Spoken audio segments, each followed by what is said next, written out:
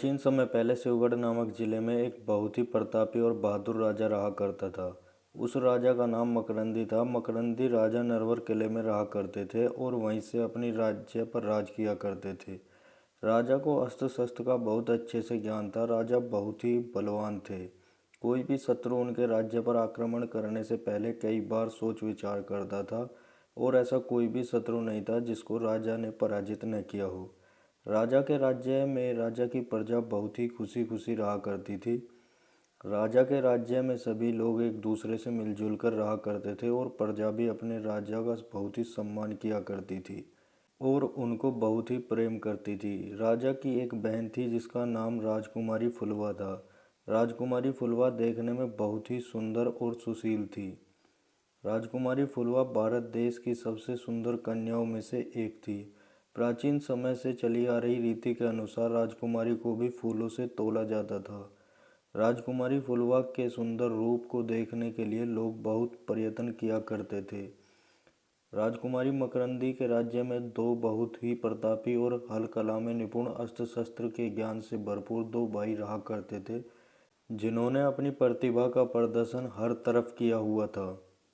चारों तरफ दोनों भाइयों के चर्चे हुआ करते थे। उन दोनों में बड़े भाई का नाम आला और छोटे भाई का नाम ऊदल था। ऊदल देखने में बहुत ही सुंदर था। दोनों भाई अपना समय बाहर घूमने में ही व्यतीत किया करते थे। एक बार जब आला और ऊदल घूमते हुए नरवर आ गए, तब ऊदल ने राजा मकरंदी की बहन राजकुमारी फुलवा को पहली बार देखा। वह फुलवा को देखकर बहुत ही मंत्रमुग्ध हो गया और ऊदल को राजकुमारी फुलवा से प्रेम हो गया। पूरे राज्य में जब आला और ऊदल की चर्चाएं होने लगी थी कि दोनों भाई में से छोटा भाई सबसे सुंदर है, जिसकी सुंदरता देखने लायक है। जब यह बात राजकुमारी फुलवा तक पहुंची, तब राजकुमारी फुलवा को भी ऊदल को देखने का मन करने लगा और राजकुमारी फुलवा को ऊदल से मिलने की इच्छा होने लगी। एक दिन जब ऊदल को राजकुमारी के बारे में पता लगा, तब वह राजकुमारी के महल नरवर किले में आ गया और यह खोजबीन करने लगा कि राजकुमारी फुलवा तक कैसे पहुंचा जा सकता है। तब ऊदल को पता लगा कि राजकुमारी के लिए उनकी एक नौकरानी रोज फूलों का हार बनाकर ले जाया करती थी। यह देखकर ऊदल ने राजकुमारी फुलवा की नौकरानी से कहा कि मैं आज तुमको एक फूल का हार बनाकर दे रहा हूँ, जिसको तुम अपनी महारानी को दे देना। ऊदल को फूलों की माला बनाने में बहुत ही महारत हासिल थी। वह बहुत ही सुंदर सुंदर माला बनाया करता था, जिसको देखकर लोग उसकी सुंदरता का पता नहीं लगा पाते थे। जब ऊदल ने राजकुमारी की नौकरानी को माला बनाकर दिया, तो वह नौकरानी तुरंत उसे लेकर राजकुमारी फुलवा के पास चली गई और उनको ऊदल द्वारा बनाई हुई माला दे दी। राजकुमारी ने जैसे ही उस माला को देखा, तो वह उसे देखकर मंत्रमुग्ध हो गई और उन्होंने अपनी नौकरानी से कहा कि आज माला तो बहुत सुंदर बनी है, यह माला आज से पहले तुमने कभी नहीं दी। तब राजकुमारी फुलवा की नौकरानी ने कहा कि महारानी, यह माला मैंने नहीं बनाई है, यह माला तो किसी और ने बनाई है। तब राजकुमारी फुलवा ने अपनी नौकरानी से कहा कि मैं उस व्यक्ति से मिलना चाहती हूँ जिसने यह सुंदर सी माला बनाई है। कल तुम उसको मेरे पास लेकर आना।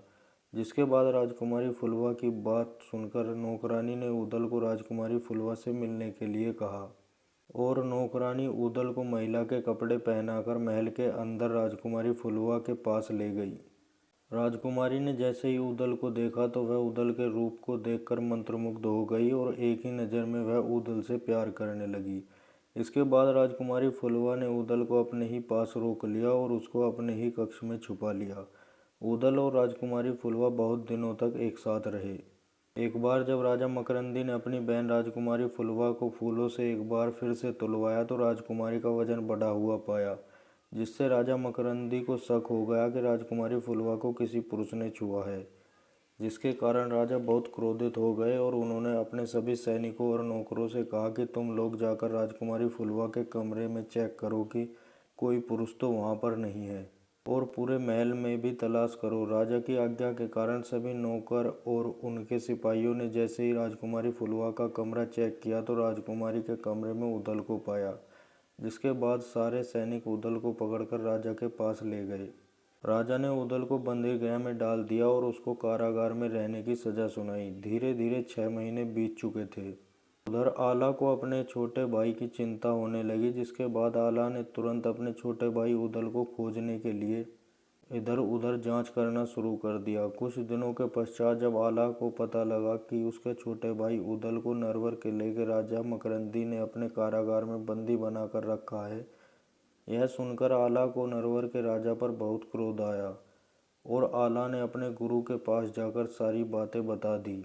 आला के गुरु ने आला को युद्ध करने की सलाह दी, जिसके बाद आला ने नरवर किले पर आक्रमण कर दिया और उसके सारे सैनिकों को मार गिराया।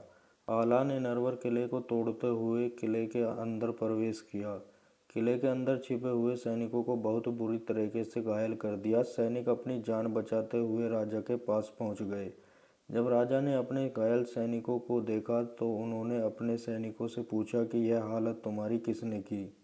सैनिकों ने बताया कि उदल के बड़े भाई आला ने हम लोगों पर आक्रमण कर दिया और हमारे सारे सैनिकों को मार दिया है। यह सुनकर राजा बहुत डर गया और तुरंत भागते हुए आला के पास चला गया। आला के पास जाकर उन्होंने अपने आप को आला को सौंप दिया और तुरंत आला के छोटे भाई उदल को रिहा करने का आदेश दिया। राजा ने आला से अपने किए हुए दुष्कर्म की क्षमा मांगी। आला ने राजा को माफ़ कर दिया और फिर उदल और फुलवा का विवाह बहुत ही खुशी खुशी करवा दिया, जिसके बाद उन दोनों ने खुशी खुशी अपना जीवन यापन करना शुरू कर दिया। दोस्तों, उम्मीद करता हूँ आपको यह कहानी अच्छी लगी होगी। ऐसी ही और कहानी सुनने के लिए चैनल को सब्सक्राइब जरूर करें और कमेंट में बताएं कि यह कहानी आपको सुनने में कैसी लगी।